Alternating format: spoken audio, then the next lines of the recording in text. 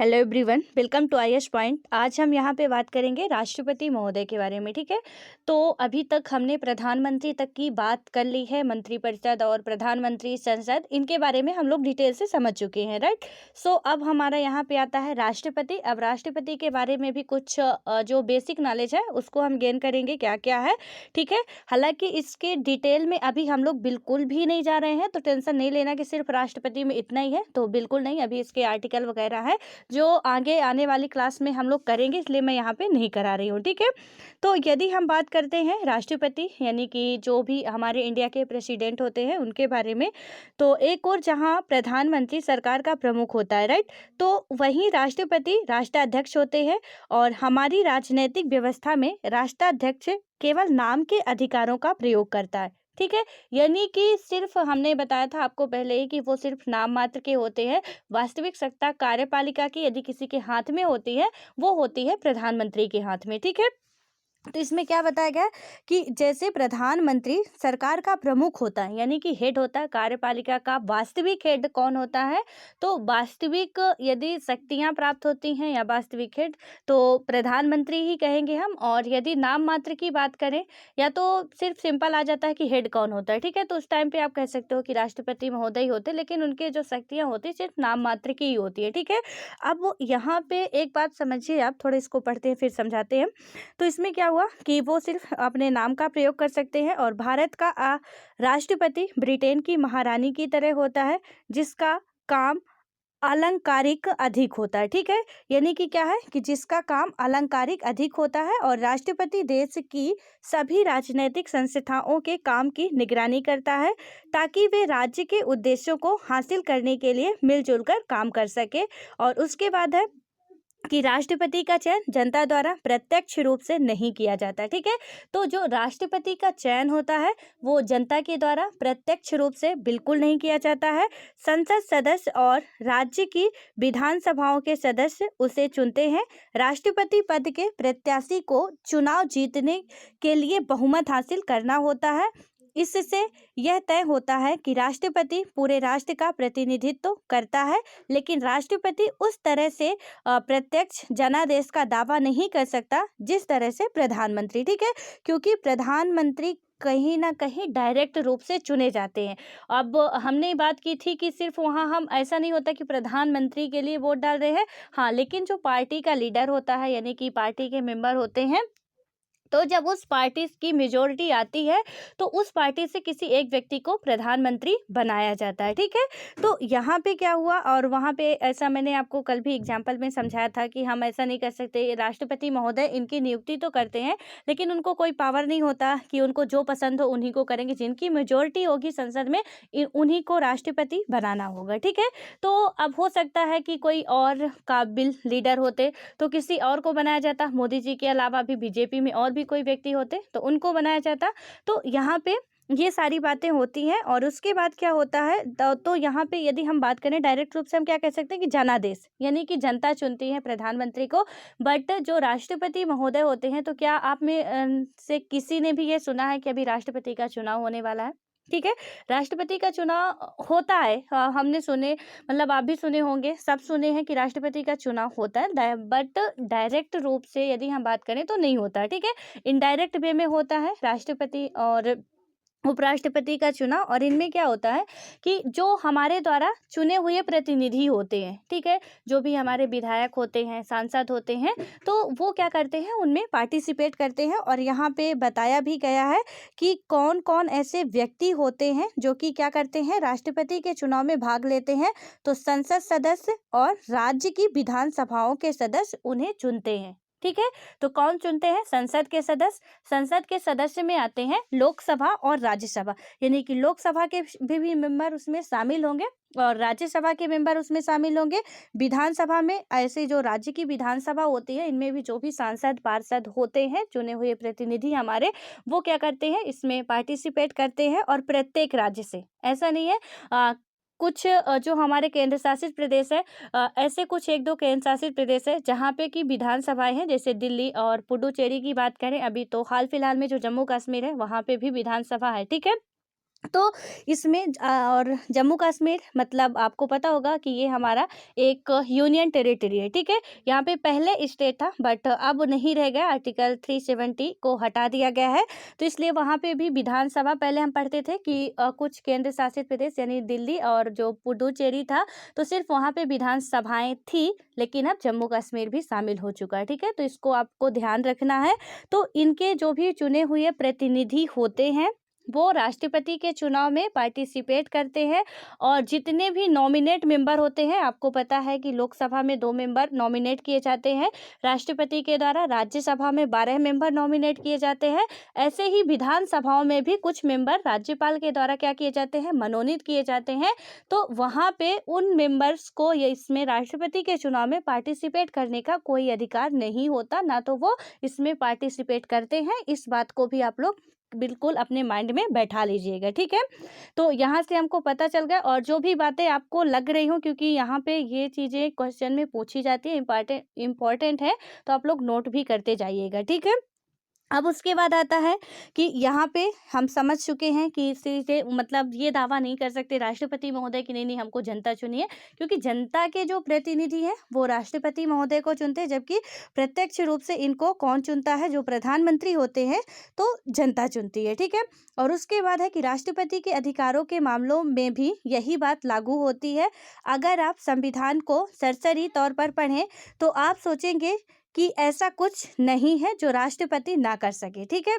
यदि हम संविधान को इसमें बताया जा रहा है कि एक सरल वे में पढ़ते हैं, तो हमें यही लगेगा कि राष्ट्रपति महोदय से तो कुछ छूटा ही नहीं है, और सारी सरकारी गतिविधियां राष्ट्रपति के नाम पर ही होती हैं।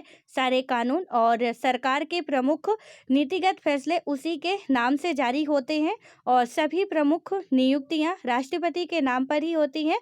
वह भारत के मुख्य न्यायाधीश और सर्वोच्च न्यायालय के, यानी जो हमारा सुप्रीम कोर्ट होता है, तो इसमें क्या करते हैं, सर्वोच्च न्यायालय और राज्य के उच्च न्यायालयों के न्यायाधीशों, राज्यपालों, चुनाव आयुक्तों और दूसरे देशों में राजदूतों आदि की नियुक्ति करता है। ये जो पॉइंट है आप इसको नोट करिए।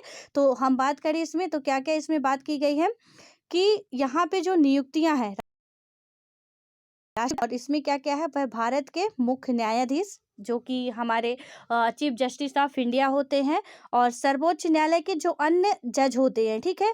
यानी कि सर्वोच्च न्यायालय और राज्य के उच्च न्यायालयों के न्यायाधीशों, यानी कि जो भी अन्य न्यायाधीश होते हैं, उनकी भी नियुक्ति कौन करते हैं, राष्ट्रपति महोदय करते हैं। और आप में से कोई भी यदि कोई भी एग्जाम दिए होंगे, आपको पता होगा बखूबी ऐसे क्वेश्चन बहुत पूछे जाते हैं, ठीक है।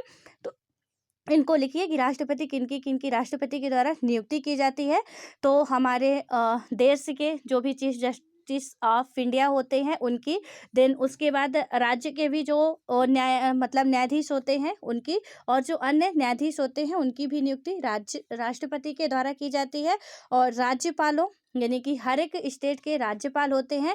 अब यहाँ पे राज्यपाल के संबंध में हालांकि अभी हम पढ़ेंगे, बट यहीं पे आप एक बात क्लियर कर लीजिए कि राज्यपाल, यदि हम बात करें मतलब जो अधिकार राष्ट्रपति के होते हैं सेंटर पे, वही अधिकार स्टेट में भी राज्यपाल के पास होते हैं, ठीक है। थोड़ा बहुत अंतर है, तो इसलिए जब भी आप पढ़ें तो इन दोनों को इकट्ठा करके पढ़ें, राष्ट्रपति, राज्यपाल, प्रधानमंत्री, मुख्यमंत्री, क्योंकि सेम है। आर्टिकल वगैरह आप लोग यदि ऐसे दोनों का कंपेयर करके पढ़ेंगे तो काफ़ी इजीली याद हो जाएंगे, और बहुत ज़्यादा आपको बर्डन भी नहीं लगेगा कि हमें इतना ज़्यादा पढ़ना पड़ेगा, ठीक है। क्योंकि कहीं ना कहीं बहुत सी चीज़ें सेम है, जैसे राष्ट्रपति को कुछ शक्तियाँ जो प्राप्त हैं, तो राज्यपाल को 1-2 शक्तियाँ छोड़ के राज्यपाल को भी वही शक्तियाँ प्राप्त है अपने स्टेट में। जैसे राष्ट्रपति महोदय प्रधानमंत्री की नियुक्ति करते हैं और प्रधानमंत्री की सलाह पे अन्य मंत्रिपरिषद की नियुक्ति करते हैं, उसी प्रकार राज्यपाल भी मुख्यमंत्री की नियुक्ति करते हैं और मुख्यमंत्री की सलाह पर अन्य जो मंत्रिपरिषद होते हैं उनकी नियुक्ति की जाती है। तो ये सारी बातें उनमें होती हैं, ठीक है। इसलिए हम यदि इनको अलग अलग ना करके एक ही पढ़ें तो बेटर होगा।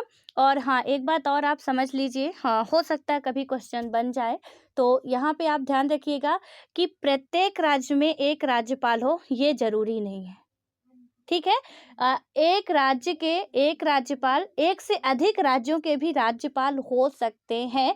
जैसे हाल फिलहाल में आपको पता होगा एमपी और यूपी के राज्यपाल, ठीक है, अभी उनका नाम मैं नहीं बताऊंगी, आपको बताना होगा। हालांकि पहले एमपी के ही राज्यपाल थी और अब यूपी और एमपी दोनों का, लालजी टंडन एमपी के थे जो कि उनका आकस्मिक यदि हम बात करें तो यानी उनको पद छोड़ना पड़ा। ठीक है, तो इसलिए क्या हुआ है कि अब उनको इस पद पे लाया गया है। आपको बताना है कि कौन उनका नाम क्या है, क्योंकि अभी एमपी और यूपी दोनों के ही राज्यपाल सेम है। ठीक है, तो यहाँ पे एक बात ध्यान रखिएगा कि राज्यपाल जरूरी नहीं कि हर एक स्टेट में राज्यपाल होगा। हो सकता है कि एक स्टेट मतलब उन्हें एक से ज़्यादा स्टेट का भी राज्यपाल की जो सत्ता होती है उन्हें मिल सकती है। ठीक है, तो इसके बारे में आप थोड़ा सा ध्यान रखिएगा। और उसके बाद है कि चुनाव आयुक्तों और दूसरे देशों में राजदूतों आदि की मतलब आदि को नियुक्ति करता है। जो भी दूसरे देश के राजदूत होते हैं उनकी भी नियुक्ति राष्ट्रपति महोदय के द्वारा की जाती है। हमने चुनाव आयुक्त की बात की थी, तो वहाँ पे भी चुनाव आयुक्त जो है उसकी भी नियुक्ति राष्ट्रपति महोदय करते हैं। ठीक है, लेकिन हमने देखा था कि नियुक्ति करने के बाद किसी की हिम्मत नहीं है कि फिर उनको सत्ता से हटा सके। जैसे हम ये कह देते हैं कि प्रधानमंत्री का कार्यकाल राष्ट्रपति के प्रसाद पर्यंत होता है। दैट मीन्स राष्ट्रपति जब तक चाहेंगे प्रधानमंत्री कार्यकाल में रहेंगे, राष्ट्रपति नहीं चाहते वो नहीं रहेंगे। ठीक है, लेकिन यदि चुनाव आयुक्त की नियुक्ति कर दी गई है एक बार, तो राष्ट्रपति महोदय भी उसे उसके पद से नहीं हटा सकते हैं। ये बात भी आप ध्यान रखिएगा। देन उसके बाद आता है कि भारत के रक्षा बलों का सुप्रीम कमांडर राष्ट्रपति ही होता है। अब यहाँ पे क्या हुआ कि भारत के ये सारी चीज़ें आपको लिखनी है। ठीक है, पॉइंट वाइज आपको लिखनी है। यहाँ पे पूरा पैराग्राफ में दिया हुआ, आप पॉइंट वाइज लिखेंगे। तो जो भारत के जो हमारी यदि हम बात करें रक्षा बल है, ठीक है, तो उनका सुप्रीम कमांडर कौन होता है? तो सुप्रीम कमांडर होता है भारत का राष्ट्रपति। कई बार ये क्वेश्चन पूछा जा चुका है स्टेट लेवल के एग्जाम में, वनडे लेवल के एग्जाम में, तो आपको ये भी बात ध्यान रखनी है। सुप्रीम कमांडर कौन होगा? तीनों ही डिफेंस का, एक का नहीं कि आप यदि बात कर दो आर्मी का या नेवी का या कि एयरफोर्स का, यहाँ तीनों ही डिफेंस का जो सुप्रीम कमांडर होगा वो होगा भारत का राष्ट्रपति। ठीक है, और उसके बाद आता है, लेकिन हमें यह याद रखना चाहिए कि राष्ट्रपति इन अधिकारों का इस्तेमाल मंत्रिपरिषद की सलाह पर ही करता है।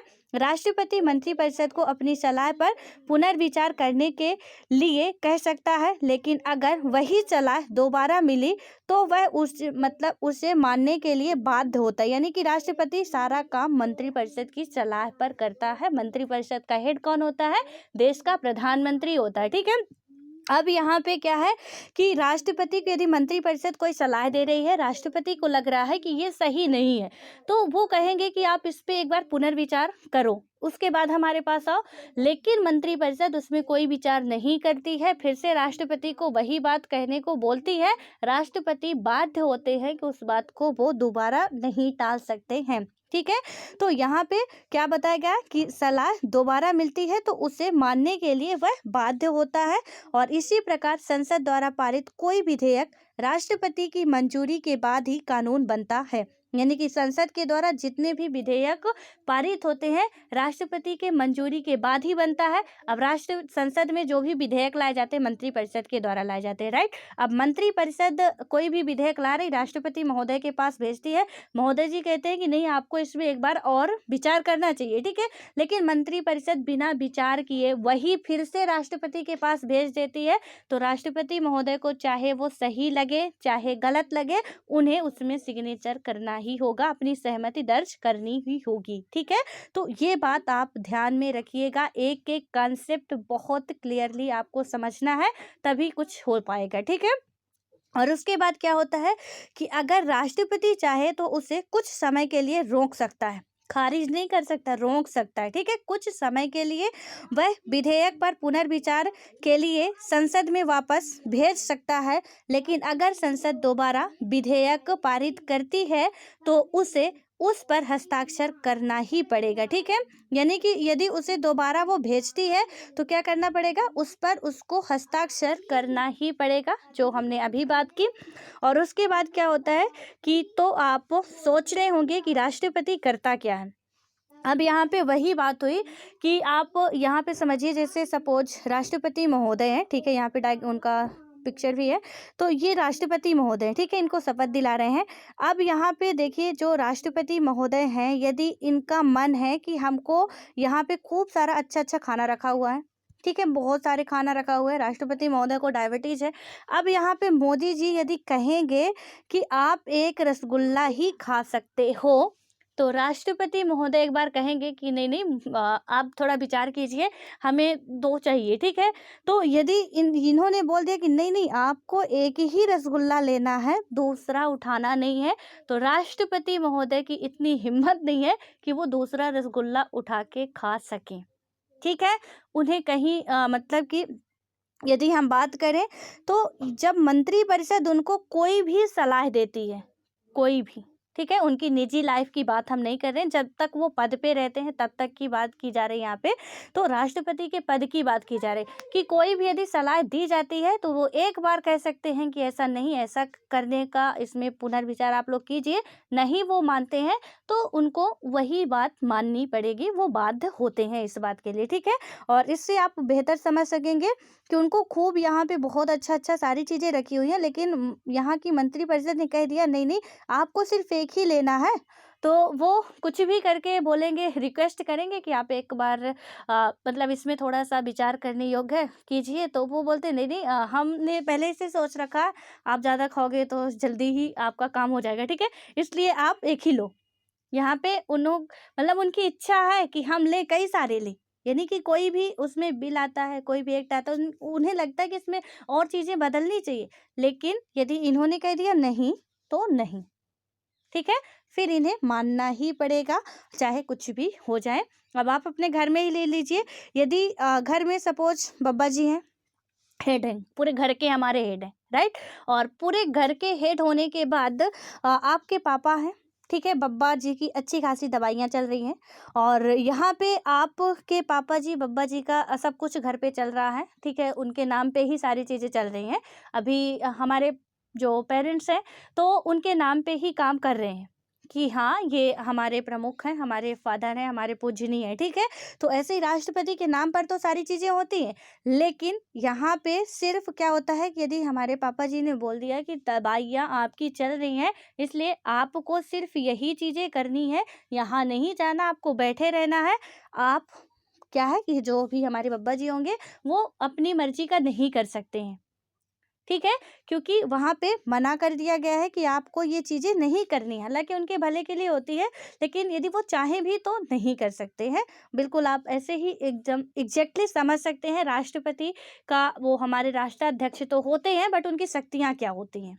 ठीक है? ये आप बहुत अच्छे तरीके से समझ सकते हैं। अब आपको ये भी समझ में आ गया होगा कि राष्ट्रपति को नाम मात्र का ही कार्यपालिका का अध्यक्ष क्यों कहा जाता है और प्रधानमंत्री को वास्तविक अध्यक्ष क्यों कहा जाता है, ये भी आपको समझ में आ चुका होगा, ठीक है?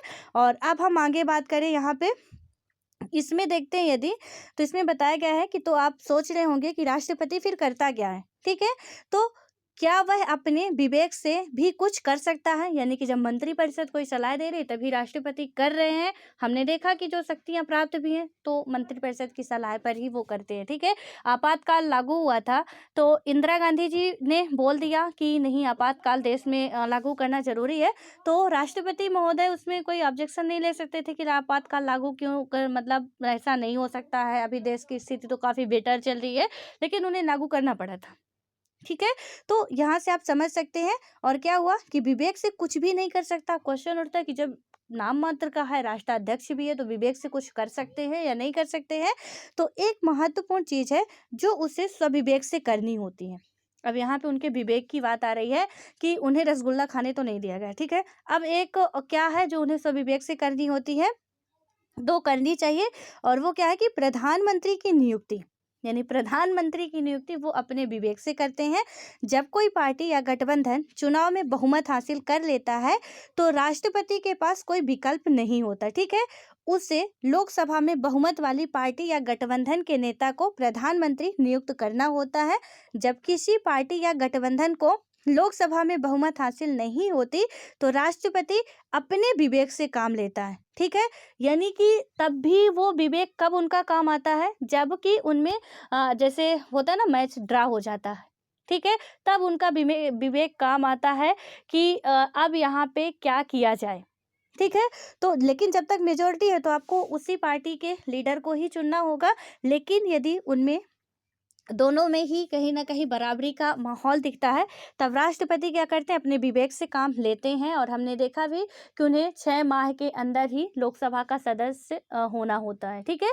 तो उसके बाद अब हम बात करते हैं, वह ऐसे नेता को नियुक्त करता है जो उसकी राय में लोकसभा में बहुमत जुटा सकता है, ठीक है? यानी कि उन्हें लगता है कि यदि हम बना देते हैं तो 6 महीने के अंदर-अंदर ये बहुमत जुटा सकते हैं।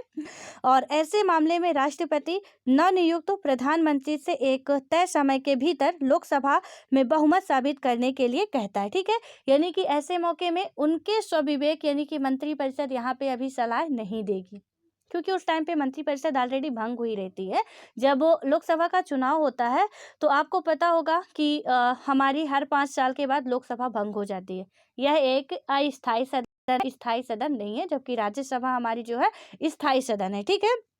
हर 5 साल यदि और किसी कारणवश हम प्रधानमंत्री में पढ़ ही चुके हैं कि यदि प्रधानमंत्री इस्तीफा देते हैं तो मंत्रिपरिषद अपने आप ही भंग हो जानी है, उसमें इस्तीफा देने की भी उन्हें ज़रूरत नहीं है, ठीक है? यदि प्रधानमंत्री ने इस्तीफा दे दिया तो वहाँ की जो मंत्रिपरिषद है वो तो ऑलरेडी भंग हो जानी है, ठीक है? फिर से वही अपना चुनाव प्रक्रिया जो भी होनी है कराई जाएगी। तो यहाँ पे वही है कि वो अपने विवेक से, क्योंकि मंत्रिपरिषद उस टाइम नहीं रहती है, इसलिए आप यहाँ पे थोड़ा इस कॉन्सेप्ट को अपने माइंड में बैठा लीजिएगा कि स्वविवेक से कब इनका विवेक काम करता है। तो विवेक राष्ट्रपति प्रधानमंत्री की नियुक्ति में करता है और वहाँ पे भी मजबूरी है, क्योंकि मंत्रिपरिषद तो इस टाइम बनी नहीं होती। जब प्रधानमंत्री की नियुक्ति होगी और प्रधानमंत्री की सलाह पर मंत्रिपरिषद की नियुक्ति होती है, और जब प्रधानमंत्री ही नहीं होंगे तो सलाह कौन देगा, मंत्रिपरिषद आएगी कहाँ से, ठीक है? तो इसलिए वो अपने विवेक का सिर्फ यहाँ पे काम कर सकते हैं, और देखते हैं आगे शायद कर सकते होंगे कहीं। और उसके बाद उनको एक तय सीमा भी दी जाती है कि आप इसमें क्या कर सको, अपना बहुमत साबित करना ही होगा, और लोकसभा में, राज्यसभा में नहीं, लोकसभा में। ये भी हमें याद रखना है। अब आती है न्यायपालिका। अब न्यायपालिका की बात करें, यानी कि थोड़ा सा पहले यहाँ पे एक राष्ट्रपति प्रणाली को देख लेते हैं, उसके बाद ही चलेंगे। इसमें क्या है कि दुनिया में हर जगह राष्ट्रपति भारत की तरह औपचारिक शासनाध्यक्ष नहीं होता है, जैसे हमारे देश में है। और दुनिया के अनेक देशों में राष्ट्रपति राष्ट्राध्यक्ष भी होता है और सरकार का मुखिया भी। अमेरिकी राष्ट्रपति इस तरह के राष्ट्रपति का जाना माना उदाहरण है, ठीक है? यानी कि वो राष्ट्राध्यक्ष भी होगा और मुखिया भी होगा। आपको यदि पता हो तो हमारे यहाँ जहाँ पे एक सदनीय व्यवस्था चलती है, अमेरिका में द्विसदनीय व्यवस्था चलती है, यानी कि राज्य और जो सेंटर है वहाँ पे ये 2 सदनों में बटा हुआ होता है, ठीक है? यहाँ पे आप लोकसभा और राज्यसभा वाला सदन मत लीजिएगा। तो यहाँ पे जो एकल नागरिकता है, अमेरिका में दोहरी नागरिकता है, ठीक है? इस तरीके से आप लीजिए कि जो इंडिया में एकल नागरिकता वाली बात की जाती है, वही अमेरिका में दोहरी नागरिकता है। और दोहरी नागरिकता ये भी क्वेश्चन बनता है, दोहरी नागरिकता का मतलब है कि उन्हें स्टेट की भी अपने नागरिकता होती है और उनको अपने देश की भी, यानी कि बात करें पूरे अमेरिका की भी नागरिकता मिलती है। जैसे हम अपने इंडिया में क्या कहते हैं, हम इंडियन हैं। हम नहीं कहते कि हम मतलब एमपी से हैं, हम यूपी से हैं, हम बिहार से हैं। कहीं भी यदि हम अदर कंट्री में जाते हैं तो हम क्या कहते हैं, आई एम इंडियन, ठीक है? हम भारतीय हैं, हमें भारत की नागरिकता, हम नहीं। अच्छा, आप लोग जरा सोचिएगा, आपसे एक क्वेश्चन है और प्लीज इसका जवाब आप लोग जरूर दीजिएगा, हम कहाँ के नागरिक हैं, ठीक है? तो यहाँ पे हालांकि मैं कई बार आई थिंक बता चुकी हूँ और आप लोग जवाब देते नहीं हो, इसलिए मुझे ही बताना बेटर होगा, क्योंकि फिर नेक्स्ट डे वो चीज़ें याद नहीं रहती, ठीक है? तो यदि मैं बात करूँ कि हम नागरिक किस देश के हैं, यदि हमसे कोई पूछा जाता है, तो क्या आपसे कोई पूछे क्या आप राजस्थान के नागरिक हो या क्या आप यूपी के नागरिक हो, तो आपका जवाब क्या होगा, यस या नो, ठीक है? फटाफट आप लोग जवाब जरूर दीजिएगा कि क्या आप राजस्थान के नागरिक हो, क्या आप यूपी के नागरिक हो, क्या आप एमपी के नागरिक हो। तो इसका जवाब होगा नो, हम भारत के नागरिक हैं, बिकॉज हमें यूपी एमपी की नागरिकता नहीं मिली हुई है, ठीक है? लेकिन अमेरिका में कोई यदि पूछता है, जो भी अमेरिका के स्टेट हैं, कि आप यहाँ के नागरिक हो, तो बिल्कुल ऑब्वियस हम अमेरिका के, मतलब इस स्टेट के नागरिक हैं, क्योंकि हमें वहाँ की नागरिकता मिली हुई है और हम अमेरिका के भी नागरिक हैं, इसलिए वहाँ दोहरी नागरिकता होती है। इंडिया में हमारे एकल नागरिकता की बात की जाती है, क्योंकि हमें स्टेट की नागरिकता नहीं मिली हुई है। हम यूपी के नागरिक नहीं हैं, हम केरल के नागरिक नहीं हैं, हम कहाँ के नागरिक हैं? हम भारत के नागरिक हैं। ठीक है, तो ये कंसेप्ट भी आप लोग क्लियर रखिएगा। एक बार ये इंटरव्यू में क्वेश्चन पूछा जा चुका है, यूपीएससी के नहीं, मतलब और भी अलग जो प्राइवेट सेक्टर में ही कुछ ऐसा ही था। तो एक बार इस तरीके का क्वेश्चन पूछ लिया गया था कि बहुत ही प्यार से पूछा गया था कि हाँ, तो आप क्या मतलब आप यूपी के नागरिक हो? तो उस बच्चे ने ध्यान नहीं दिया, यस सर मैं यूपी का नागरिक हूँ। ठीक है, तो बहुत ही प्यार से उन्होंने पूछा और बहुत ही प्यार से उसने जवाब दिया और बहुत ही इज्जत के साथ प्यार से उन्होंने कह दिया हाँ, आप जा सकते हो, यू कैन गो। ठीक है, तो यहाँ पे छोटी सी गलती हमारी बहुत भारी पड़ जाती है, इसलिए हमें चीज़ें ध्यान रखनी चाहिए। एक एक कंसेप्ट हमारे क्लियर होने चाहिए ताकि कोई हमें फंसा ना पाए अपनी बातों में। हमेशा एक टारगेट होना चाहिए कि कोई भी अपनी बातों में फंसा ना पाए। तो यहाँ पे हमने देखा कि यहाँ पे जो राष्ट्राध्यक्ष होता है, ठीक है, हमारे देश का राष्ट्रपति होते हैं। तो इसमें प्रधानमंत्री यहाँ पे हमने देखा कि नाम मात्र के होते हैं, लेकिन अमेरिका का हेड कौन है? राष्ट्रपति महोदय। जितनी पावर है सब कुछ राष्ट्रपति महोदय के हाथों में है, ठीक है, अमेरिका में, लेकिन भारत में ऐसा नहीं है। और इस तरीके से बात करें तो उसका चुनाव लोग प्रत्यक्ष वोट करते हैं, वहीं अपने मंत्रियों का चुनाव और नियुक्ति करता है। कानून बनाने का काम अभी भी विधायिका यानी कि अमेरिका में उसे कांग्रेस कहा जाता है। तो जो हमारे यहाँ विधायिका कहते हैं उन्हें अमेरिका में क्या कहते हैं? कांग्रेस कहा जाता है, करती है। पर राष्ट्रपति किसी भी कानून को वीटो के अधिकार से रोक सकता है, ठीक है, यानी कि राष्ट्रपति को क्या होते हैं? वीटो पावर होती है। इंडिया के भी राष्ट्रपति को वीटो पावर दी गई है, लेकिन एक वीटो पावर नहीं है जो अमेरिका के राष्ट्रपति को है, लेकिन इंडिया के राष्ट्रपति को वो वीटो पावर नहीं मिली हुई है, ठीक है। तो कुछ वीटो पावर है जो कि मिली हुई है। वीटो पावर का मतलब हम पहले समझ चुके हैं और आप अपनी नोट्स में लिखे भी होंगे कि मैं मना करता हूँ। हमने देखा था जब कुछ और संस्थाएं पढ़ रहे थे, ऑर्गेनाइजेशन पढ़ रहे थे, वहाँ पे देखे थे कि कुछ ऐसे कंट्रियां हैं जिनको पूरे विश्व में वीटो पावर मिली हुई है, ठीक है, यूनाइटेड नेशंस में उन्हें वीटो पावर का दर्जा मिला हुआ है। यदि वो ना कहते हैं मतलब ना है, फिर हाँ नहीं हो सकता वो किसी भी कीमत पे। तो यहाँ पे राष्ट्रपति महोदय को भी वीटो पावर मिला होता है। और सबसे बड़ी बात यह है कि राष्ट्रपति बनने के लिए उसे कांग्रेस के बहुमत के समर्थन की जरूरत नहीं होती और ना ही वह उसके प्रति उत्तरदायी होता है, ठीक है। उसका 4 साल का तय कार्यकाल है और अपनी पार्टी का कांग्रेस में बहुमत ना होने पर भी वह आराम से अपना कार्यकाल पूरा करता है। अमेरिकी मॉडल को लातीनी अमेरिका के अनेक देशों और सोवियत संघ का हिस्सा रहे कई देशों में अपनाया गया है। चूंकि सरकार के इस स्वरूप में राष्ट्रपति की भूमिका केंद्रीय होती है और इसलिए इसे राष्ट्रपति प्रणाली कहा जाता है। ब्रिटेन के मॉडल को मानने वाले भारत जैसे देशों में संसद ही क्या होती है, मतलब यदि हम बात करें तो सर्वोच्च होती है, इसलिए हमारी प्रणाली को शासन की संसदीय प्रणाली कहा जाता है, ठीक है। वहाँ पे जहाँ पे राष्ट्रपति प्रणाली चलती है अमेरिका वगैरह में, आप अभी बाइडेन जी जो अमेरिका के राष्ट्रपति बने हैं, अभी तक डोनाल्ड ट्रंप जी थे, ठीक है। इसमें क्या हुआ था कि जनता के द्वारा प्रत्यक्ष रूप से चुनाव किया गया था। मोदी जी भी गए थे एक बार, वहाँ पे बोला भी गया था अब की बार ट्रम्प सरकार, हालांकि ऐसा कुछ हुआ नहीं, ठीक है। तो वहाँ पे वो लोग क्या है कि इनको जो चुनाव होता है जनता के द्वारा प्रत्यक्ष रूप से चुना जाता है, लेकिन भारत में हमने देखा कि भारत के राष्ट्रपति का जो चुनाव है। अब क्वेश्चन एक और बन सकता है कि राष्ट्रपति की जो चुनाव प्रणाली है वो कहाँ से ली गई है? तो ब्रिटेन से ली गई है, ठीक है। कहाँ से? ब्रिटेन से, अमेरिका से ये नहीं लिया गया है, क्योंकि अमेरिका में राष्ट्रपति प्रणाली है, यहाँ पे संसदीय शासन प्रणाली चलती है हमारे देश में।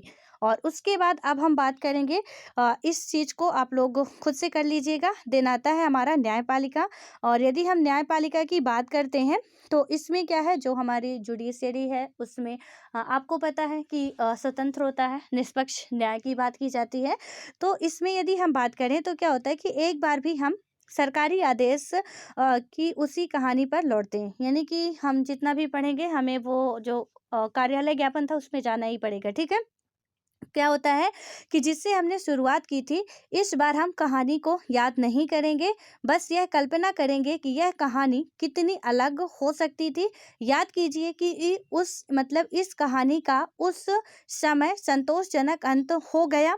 यानी कि यदि हम बात करें वो जो कहानी थी, तो क्या उस समय संतोषजनक अंत हो गया जब सर्वोच्च न्यायालय ने फैसला सुनाया, इसे हर किसी ने स्वीकार कर लिया। कल्पना कीजिए कि निम्नलिखित परिस्थितियों में क्या होता। यानी हमने देखा था कि विवाद की स्थिति चल रही थी, और जब विवाद की स्थिति चल रही थी फिर केस जाता है सुप्रीम कोर्ट में, सुप्रीम कोर्ट के द्वारा फैसला सुनाया जाता है। देन उसके बाद 27% का आरक्षण सबको मानना ही पड़ता है। ठीक है, मजबूरी थी, क्योंकि उन्हें लगा कि ये सही है। सुप्रीम कोर्ट के द्वारा आदेश जो दिया गया उसके पक्ष में था, और जब पक्ष में था तो पब्लिक को हम पहले ये चीज़ें पढ़ भी चुके हैं, तो जो रेगुलर मुझे फॉलो कर रहे होंगे तो अब पीछे की चीज़ें मुझे दोहराने की आई होप की ज़रूरत नहीं होगी। ठीक है, क्योंकि हम लोग पढ़ चुके हैं कि सर्वोच्च न्यायालय में इसका पूरी प्रोसेस ही समझ चुके हैं कि जो ग्रामीण न्यायालय होते हैं और सुप्रीम कोर्ट तक की बात, ठीक है, कि लास्ट सुप्रीम कोर्ट है, उसके आगे हम कहीं जा नहीं सकते हैं। सिर पर टक दे कुछ भी कर ले, सुप्रीम कोर्ट का निर्णय ही हमारा आखिरी निर्णय होता है, और आपको हमको सबको मानना पड़ता है वो। ठीक है, तो यहाँ पे भी सुप्रीम कोर्ट के द्वारा दिया जाता है और वो चीज़ें फिर माननी पड़ती हैं। ठीक है, और उसके बाद अब इसमें बोला जा रहा है कि कुछ अलग टाइप की परिस्थितियाँ होती हैं। सो क्या होता है, तो यहाँ पे यदि हम बात करें तो क्या है कि देश में सर्वोच्च न्यायालय जैसा कुछ नहीं होता। यानी कि यदि देश में सर्वोच्च न्यायालय जैसी कोई संस्था नहीं होती, सर्वोच्च न्यायालय तो होता पर उसके पास सरकार की कार्यवाहियों को आंकने का अधिकार नहीं होता। अब ठीक है, सर्वोच्च न्यायालय एक तो होता ही नहीं, ठीक है, पहला पॉइंट। और होता यहाँ पे अब हम ये सोच रहे हैं कि विवाद उत्पन्न हो जाता और ये संस्था नहीं होती तो क्या होता। ठीक है, यहाँ पे क्या बात की गई कि यदि नहीं होता तो क्या होता, और यदि होता और उसको इतनी शक्तियाँ प्राप्त नहीं होती तो भी क्या होता, तो भी कंडीशन बहुत बुरी होने वाली थी। ठीक है, और उसके बाद नेक्स्ट पॉइंट है कि उसे अधिकार तो होता मगर सर्वोच्च न्यायालय का कोई निष्पक्ष न्याय की उम्मीद नहीं रखता। ठीक है, यानी कि राजनीतिक पार्टियों में वो भी घिरा रहता, निष्पक्ष न्याय की कोई उम्मीद नहीं रखता, तब भी हम गर्त में ही जा रहे हैं। ठीक है, और उसके बाद क्या हुआ कि भले ही वह निष्पक्ष न्याय फैसला सुना देता, लेकिन सरकार के आदेश के खिलाफ अपील करने वाले उसके फैसले को नहीं मानते। तो यानी कि वो भले ही निष्पक्ष फैसला सुना देता, लेकिन पब्लिक यदि उसके फैसले को नहीं मानती तो क्या होता। यानी कि 4 पॉइंट है, यदि सुप्रीम कोर्ट नहीं होता तब भी स्थिति बद से बदतर थी, होता भी तो उसे, यदि हम बात करें तो पूर्ण अधिकार नहीं प्राप्त होते तो भी गड़बड़ था, होता भी तो निष्पक्ष न्याय नहीं कर पाता, इसमें भी बहुत समस्या थी। और यहाँ पे यदि वो निष्पक्ष न्याय भी कर लेता और पब्लिक उसे मानती नहीं, तब तो और बड़ी समस्या थी। ठीक है, फिर उसका कोई अस्तित्व ही नहीं रहना था। तो यहाँ पे ये तीनों ही चीज़ें होती तो हमें समझ में आ रहा है कि मतलब बहुत ही बुरी कंडीशन होने वाली थी। एक सुप्रीम कोर्ट ही है ऐसा जहाँ पे हम अपने अधिकारों के लिए लड़ सकते हैं, जहाँ पे हम अपने अधिकारों के लिए बात कर सकते हैं। किसी भी राजनेता के खिलाफ वो जो भी निर्णय होते हैं, खैर उनका जो आंतरिक मामला होगा उसकी बात अलग है। जो बाहरी मामला है हमें ये पता है कि वहाँ पे निष्पक्ष निर्णय लिए जाते हैं, चाहे फिर वो राष्ट्रपति के खिलाफ क्यों ना हो, चाहे प्रधानमंत्री के ही खिलाफ क्यों ना केस दर्ज किया गया हो। ठीक है, उसके बाद आता है कि इसी वजह से लोकतंत्रों के लिए स्वतंत्र और प्रभावशाली न्यायपालिका को जरूरी माना जाता है। देश के विभिन्न स्तरों पर मौजूद अदालतों को सामूहिक रूप से न्यायपालिका कहा जाता है। यानी सामूहिक रूप से हम क्या कहते हैं, जितनी भी स्तर की का न्यायालय हैं, ठीक है, अभी जो मैंने बताया आपको कि ग्रामीण स्तर से लेके जो हमारी तहसीली न्यायालय होती हैं, तो यहाँ से यदि हम बात करते हैं, यहाँ से जो टॉप पे बैठा हुआ सुप्रीम कोर्ट, ठीक है, उसके बाद हमारा हाई कोर्ट आता है, उसके बाद हमारे डिस्ट्रिक्ट कोर्ट आते हैं, उसके बाद हमारे जो अपने तहसील के कोर्ट हैं, तो यहाँ के जो विकासखंड के न्यायालय होते हैं वो आते हैं। ठीक है, तो यहाँ पे ये सारी इनका प्रोसेस होता है कि कैसे कैसे क्या आएंगे, लास्ट ये होता पूरा सबका हेड होता है। लेकिन इन सबको हम क्या कहते हैं, जितने भी स्तर में होते हैं इन्हें हम न्यायपालिका कहते हैं।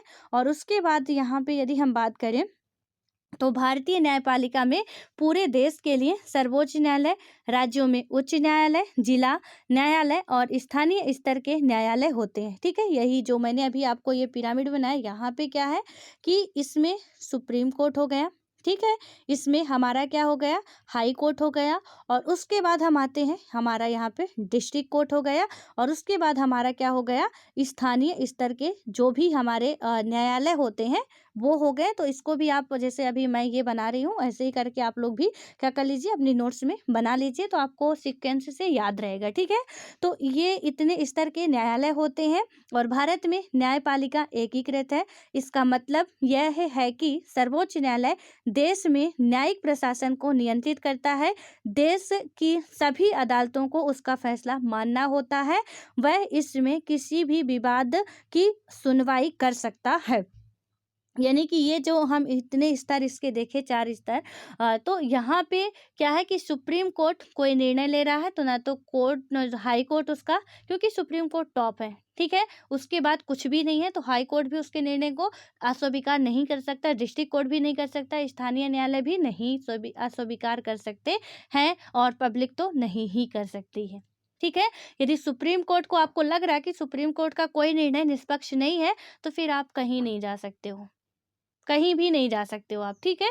तो उसके बाद फिर इंटरनेशनल न्यायालय जाना हो तो खैर अब बात अलग है, लेकिन यहाँ तक अपने इंडिया तक के न्यायालय की बात करें तो यहाँ तक बस इतना ही हमारा दायरा होता है, ठीक है? और उसके बाद क्या होता है, सुनवाई होती है और देशों के नागरिकों के बीच, यानी कि किसी भी मामले में सुनवाई हो सकती है। तो कौन कौन से, पहला है कि देश के नागरिकों के बीच, नागरिकों और सरकार के बीच, दो या दो से अधिक राज्य सरकारों के बीच, और केंद्र और राज्य सरकार के बीच, ठीक है?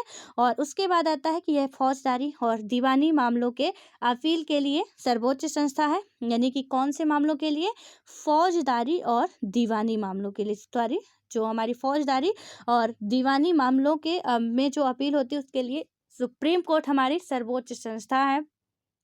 यह उच्च न्यायालयों के फैसलों के खिलाफ सुनवाई करता है। न्यायपालिका की स्वतंत्रता का मतलब है कि वह विधायिका या कार्यपालिका के नियंत्रण में नहीं है, ठीक है? यानी कि विधायिका से भी अलग है, कार्यपालिका से भी अलग है, उनके नियंत्रण में बिल्कुल भी नहीं है। और न्यायाधीश सरकार के निर्देश या सत्ताधारी पार्टी की मर्जी के मुताबिक काम नहीं करते हैं, और इसी वजह से सभी आधुनिक लोकतंत्रों में अदालतें विधायिका और कार्यपालिका के अधीन नहीं होती। भारत ने इस लक्ष्य को हासिल कर लिया है। राष्ट्रपति सर्वोच्च न्यायालय और उच्च न्यायालयों के न्यायाधीशों को प्रधानमंत्री की सलाह पर और सर्वोच्च न्यायालय के मुख्य न्यायाधीश के मशविरे से नियुक्त करता है। व्यवहारिक तौर पर अब इस व्यवस्था में सर्वोच्च न्यायालय के वरिष्ठ न्यायाधीश, यानी कि राष्ट्रपति प्रधानमंत्री की सलाह पर भी इनके जो न्यायालय के, यदि हम बात करें न्यायाधीश होते हैं, उनकी नियुक्ति की जाती है, ठीक है? और यदि हम बात करें वरिष्ठ न्यायाधीश, और उसके बाद है कि सर्वोच्च न्यायालय और उच्च न्यायालयों के नए न्यायाधीशों को चुनते हैं। यानी कि जो वरिष्ठ न्यायाधीश होते हैं, पुराने न्यायाधीश होते हैं, काफ़ी लंबे टाइम से काम कर रहे होते हैं, वो आने वाले जो नए मुख्य न्यायाधीश होते हैं उनकी नियुक्ति करते हैं। आपको पता हो यदि, तो सुप्रीम कोर्ट में अभी हम बात करें तो आई थिंक 33 मेंबर हैं, ठीक है? यानी कि एक चीफ जस्टिस ऑफ इंडिया और 32 अलग से, क्योंकि पहले 31 थे, 2 या 3, ठीक है? मुझे कंफर्म नहीं है, तो इसमें मुझे थोड़ा कन्फ्यूजन हो जाता है। आप लोग अभी क्लियर कर लीजिएगा तुरंत ही मेरे को सुनने के बाद ही, कि सुप्रीम कोर्ट में हाँ शायद 33 ही है टोटल या 34 है, ठीक है? तो इसको देख लीजिएगा यहाँ पे, क्योंकि एक हेड होते हैं और इसके बाद 32 या 33 उसके, क्योंकि 2 या 3 बढ़ाए गए हैं अभी, ठीक है? तो इसको क्लियर कर लीजिएगा। यहाँ पे क्या होता है कि जो एक तो मुख्य न्यायाधीश हमने देखा कि राष्ट्रपति के द्वारा, देन उसके बाद राष्ट्रपति के द्वारा ही नियुक्ति की जाती है, लेकिन इनकी सलाह पे की जाती है। जो वरिष्ठ न्यायाधीश हो गए, प्रधानमंत्री होंगे, उनकी सलाह पर, ठीक है? और इसमें राजनीतिक कार्यपालिका की दखल की गुंजाइश बेहद कम है, और सर्वोच्च न्यायालय के सबसे वरिष्ठ न्यायाधीश को ही अमूमन मुख्य न्यायाधीश नियुक्त किया जाता है, ठीक है? और उसके बाद है कि एक बार यहाँ पे यदि हम बात करें तो एक बार किसी व्यक्ति को सर्वोच्च न्यायालय या उच्च न्यायालय का न्यायाधीश नियुक्त करने के बाद उसे उसके पद से हटाना लगभग असंभव हो जाता है। जैसे चुनाव आयुक्त की हमने बात की थी, और उसे हटाना भारत के राष्ट्रपति को हटाने जितना ही मुश्किल है। किसी भी न्यायालय को संसद के दोनों सदनों में अलग अलग 2/3 बहुमत के अविश्वास प्रस्ताव पारित करके ही हटाया जा सकता है। भारतीय लोकतंत्र में ऐसा कभी हुआ नहीं है अभी तक।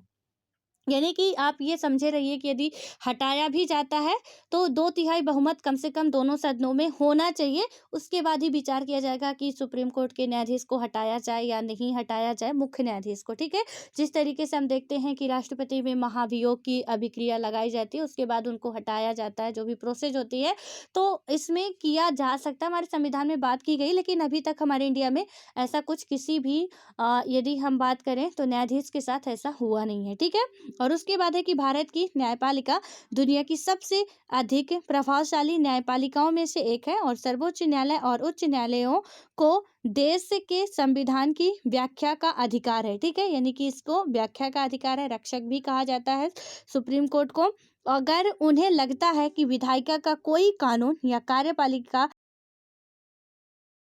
के जो भी कानून है या कार्यपालिका की कोई कार्यवाही है संविधान के खिलाफ है, तो वे केंद्र सरकार और राज्य स्तर पर ऐसे कानून या कार्यवाही को असामान्य घोषित कर सकते हैं।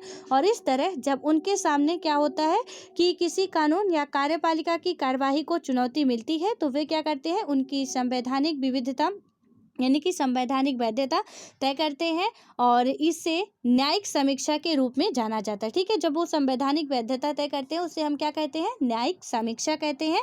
और उसके बाद है कि भारत के सर्वोच्च न्यायालय ने भी यह फैसला दिया है कि संसद संविधान के मूल सिद्धांतों को यानी कि मूलभूत सिद्धांतों को बदल नहीं सकती है। ठीक है, यानी कि जो संसद है संविधान के मूल सिद्धांतों को बदल नहीं सकती है और भारतीय न्यायपालिका के अधिकार और स्वतंत्रता उसे मौलिक अधिकारों के रक्षक के रूप में काम करने की क्षमता प्रदान करते हैं।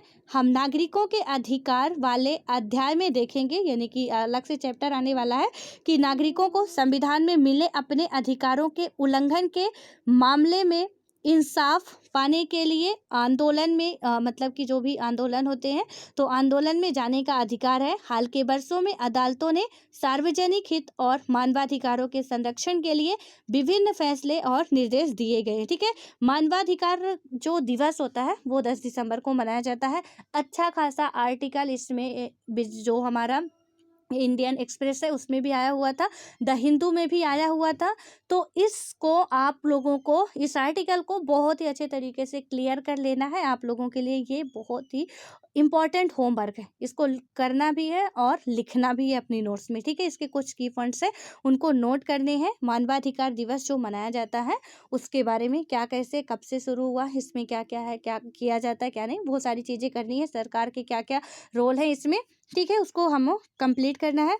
और उसके बाद आता है कि यहाँ पे सरकार की कार्यवाही से जनहित को ठोस यानी कि ठेस पहुँचने की स्थिति में कोई भी अदालत जा सकता है। इसे जनहित याचिका कहते हैं। अदालतें सरकार को निर्णय करने की शक्ति के दुरुपयोग से रोकने के लिए हस्तक्षेप करती है।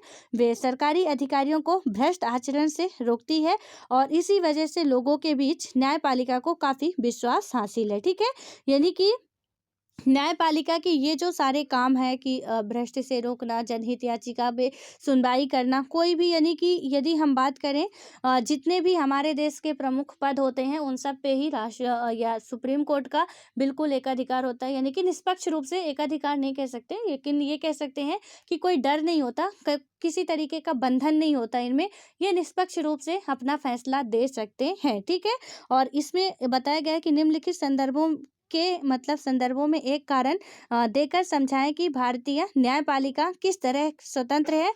तो न्यायाधीशों की नियुक्ति, न्यायाधीशों के पद से हटाना और न्यायपालिका के अधिकार, ये सारी चीज़ें आपको करना है कि किस तरीके से इसको देख लीजिएगा क्योंकि ये जो चैप्टर हम पढ़े उससे हमें समझ में आ गया है। हालांकि इनके बारे में अभी और भी डिटेल हम आगे पढ़ने वाले हैं, सो डोंट वरी कि इतना ही है। ठीक है, अभी इसके कुछ इंपॉर्टेंट आर्टिकल वगैरह भी हैं तो आगे चैप्टर में आने वाले, इसलिए मैंने यहाँ पे नहीं कराया। ठीक है, लेकिन ये जो होमवर्क है आप लोग इसको कर लीजिएगा, इसके बारे में तो ज़रूर पढ़ लीजिएगा।